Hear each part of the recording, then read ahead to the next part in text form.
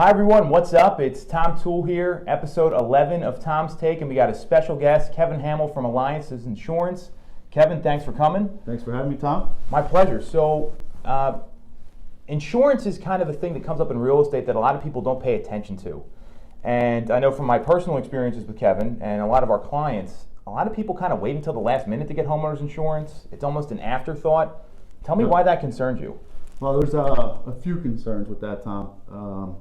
Many times people wait until the last minute, 3 days before closing, and they go to get the insurance off of the person that they have car insurance with, and they find out, whoa, there's 2 or 3 major claims on the property that I'm trying to purchase. I also had a claim on my home in the last 5 years, and the insurance rate, sometimes the property isn't insurable or they're not insurable, so they have to go to Lloyd's of London or one of those non-admitted carriers, or the premium is upwards of $10,000, which is a huge shock right before you're about to close on your house. So I always suggest that you get the insurance, or you speak with your insurance agent during the inspection period. So right after you make the offer, it's accepted, and it's going through the insurance inspection to make sure that the home is insurable and that you can afford the insurance before going to closing. Sure, yeah, and I think that brings up a good point there where you hear about premiums going up, so that changes your budget, it changes the affordability of the property for you. Where you thought you were getting a normal policy, now it maybe is 2 or 3 or 4 times that is what I'm hearing. So that's a lot of money, and that gets reflected right in your monthly payment.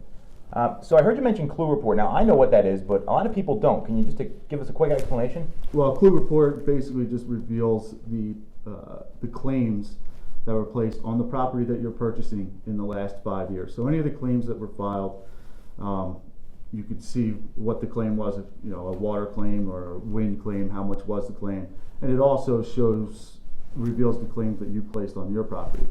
Now this is something that shouldn't be shared with you unless you obviously have an invested interest in the property. So that's why I say right after the closing, or right after the offer is made and accepted, it's a good idea to contact your insurance agent to get the ball rolling, because like you said, Tom, insurance is the last thing on everybody's mind.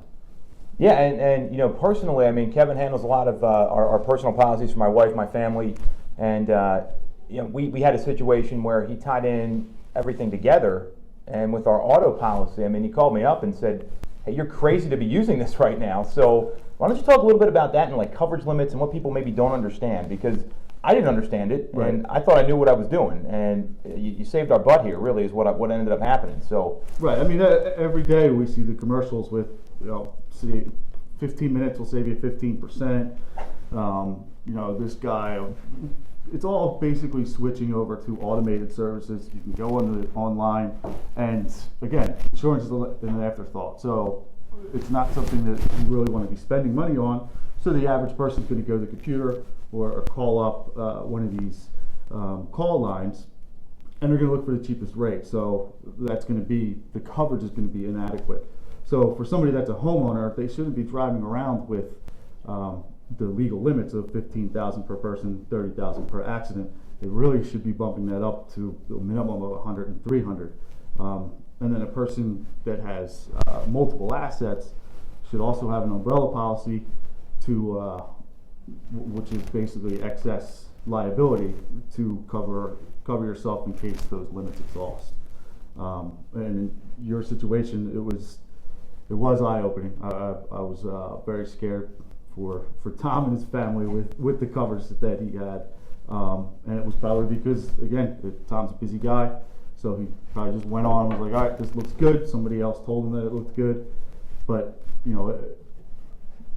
I like to act as an advocate for my clients and my prospects. I'm an independent agent, so I have over 15 carriers that I utilize, and not every company is going to be right for every person. Everybody has their own situation. Coverages are different with every carrier, and I take the time. It doesn't take me 15 minutes. It's going to take me longer than that because I care. If I did it for 15 minutes, then I wouldn't have a client base. Well, I don't think it's any different than a lot of the other industries you see out there. I mean, there's nightmare stories of people going online with like Quicken Loans or some of these big banks, and they plug everything into a spreadsheet, and boom, they're pre-approved. But there's horror stories where they're not closing on time, the money's not there, they missed a big piece here. And for what happened to us, I mean, this was something that I was, we were fine, nothing bad happened, luckily. But it's exactly what he said happened. I went online, it was easy, I didn't have to get on the phone, and that was great. But when you have kids and a family, or you're buying a home, which is what's everyone's biggest investment, if not one of their biggest assets, that's a real concern. So what I'm hearing here is that we can go a lot deeper, and in our case, Kevin actually saved us money, which was even better because we had better coverage, a better rate, and I feel a lot safer with our 3 kids and my wife, and even the 2 annoying dogs that we have. So this to me was really eye-opening. So we're hearing that you want to get a clue report. I'm hearing that you want to at least talk to someone on the phone, get an understanding of what the coverage limits are. What other advice do you have for people out there shopping for homeowners insurance or just insurance policies in general? Understand the coverages, because there's also a lot of times where I'll say to somebody like, hey, I'll go back to the car insurance. I see that you have limited tort here. Do you know what limited tort is versus full tort? Most of the time they have no idea. Or I'll see that the underinsured or uninsured motorist in the car insurance doesn't even match the bodily injury.